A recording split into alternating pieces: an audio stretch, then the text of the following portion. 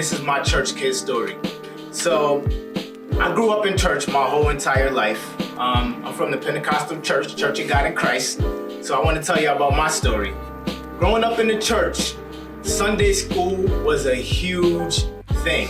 I'm talking about real big. It was intense, right? So we had competitions with Sunday school growing up, based on attendance, based on the most offering, and we had who was the smartest. This is something that we did every week. I mean, Sundays, and my grandmother was my Sunday school teacher. And for those of y'all that know my grandmother, she is a perfectionist when it comes to things at the church. I'm talking about choir directors, singing. She is a perfectionist. So when it came to Sunday school, that was the same exact way. She made sure we knew everything. I'm talking about the books of the Bible, made sure, but she did it in a fun way. It was very fun. So every week, she would make sure, it was so intense to me that we wanted to make sure we raised the most money because there were so many different levels of Sunday school. You had the primary class, which was the elementary. Then you had the juniors high, then the senior high, then you had the young adults, and then you had the adult class, right? So if you brought the most offering every week, you would get a banner that you could hang up in your class proudly. So we wanted to make sure we got that every week. So I would usually ask my mom for some money throughout the week and save it so that we can get the banner for that, you know? So that's how intense Sunday school was. There was a lot of times where the primary class, which I was in, we would raise more money than the adult class. And my grandfather would get up and say, "That's a shame that the kids don't raise more money than the adults." But that's how we took Sunday school. My grandmother inspired us to, what's the word I'm looking for? To just cherish Sunday school. And we just loved it. And it was a competition for us. But anyway, I was a grandma's boy. So I had to make sure I was the smartest kid in the class. Like my grandmother would have a questionnaire every week and quiz us.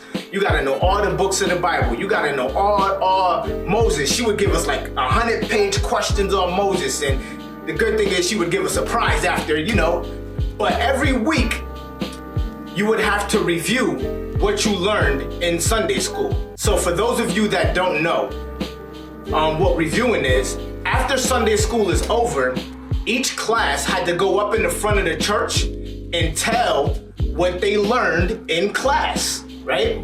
So every week I look forward to that because I wanted everybody in church to know what I learned and how smart I got.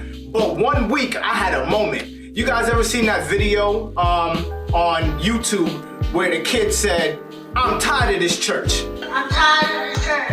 Oh, that's your statement. Y'all probably seen it. But I had one of those moments, right? So what happened was, my grandmother said, "Cordell, you're gonna review." And I had one of those moments and I said, "I ain't reviewing nothing." I said, "I am not reviewing nothing. I'm not doing it." She said, "Yes, you are." I said, "No, I'm not." So me being me, y'all gotta understand, all your boys is in the class too. All your friends is in the class. So you done said something, now you gotta go through with it. So she calls me up to review. I go up there, she asks me a question. I'm sitting there like this, I ain't answering nothing. In front of the whole entire church. My grandmother, she black, but she looked white. She turned red. I said, so she asked me another question. She said, "Boy, you better answer that question." I said, "I'm not answering nothing." So I stuck up for what I said I wasn't due. So she said, "All right, y'all, we done." So I knew it was over after that. So in the church, we have a balcony upstairs, right? And the balcony is, she took me upstairs in the balcony, but the whole church can hear what's going on in the balcony. She tore me up, embarrassed me. They still reviewing the other classes because my class is first. All you hear is whack, whack, whack, whack. I'm getting tore up the whole time while everybody else is reviewing. I am getting my butt tore up. So what happens is I come downstairs after the whipping, the whole church looking at me. You know, all your boys is laughing at you, everybody looking at me because I just got tore up in front of the whole entire church because they all heard it. And I was getting teased the whole entire day. But the good thing about the story is my grandfather, he's the pastor of the church. He is such a kind-hearted man, and he felt so bad for me that what he always do to any kid in our family that get a whipping, he always gives you money for getting a whipping because he feel bad for you after.